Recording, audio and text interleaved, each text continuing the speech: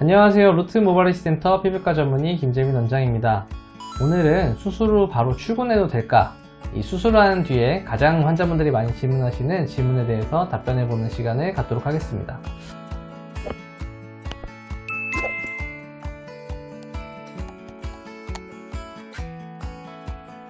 저희가 모발이식 수술한 이후에 언제쯤 사회생활 복귀가 가능한지에 대한 질문들을 실제로 수술 전에 많이들 물어보십니다.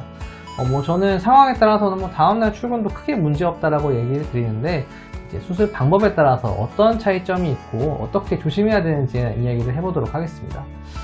일단 수술을 하고 출근을 바로 한다고 했을 때 가장 중요한 건 이제 업무가 어떤 것인지에 대한 게 가장 크게 작용을 할 것 같습니다.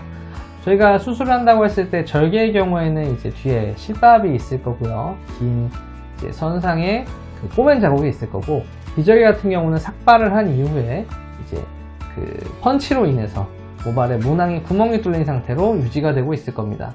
이런 상태에서 출근을 한다고 했을 때 사무직 같은 경우라고 하면은 사실 일상생활 하시는 데는 큰 지장이 없는 경우가 많습니다. 일반적으로 이제 수술을 했다고 해서 피가 계속 나는 것도 아니고요. 대부분 하루 정도 지나고 나면 거의 멈추는 경우가 많기 때문에 수술한 다음 날에도 출근도 가능하고 한 2, 3일 정도 쉰 이후에는 출근하시는 건 전혀 문제가 없다고 생각합니다. 근데 그에 반해 현장직이나 혹은 땀을 많이 흘리시는 경우 같은 경우는 조금 상황이 달라지는데요. 아무래도 상처가 있는데 땀도 많이 나고, 그 다음에 더러운 물질이나 이런 것들이 묻게 되면 위생적으로 좋지 않을 수가 있겠죠. 그럴 경우에는 그 감염이나 아니면 2차적인 문제들, 합병증 같은 게 발생할 경우가 크기 때문에 이렇게 좀 현장에서 일하시거나 아니면 좀 이렇게 위험한 환경에 노출되기가 쉬운 분들은 출근하는 일수를 최대한 좀 미루라고 말씀을 드립니다. 비절개의 경우에는 생각보다 상처가 빨리 아물기 때문에 사실 큰 문제가 생기기가 좀 더딘데요.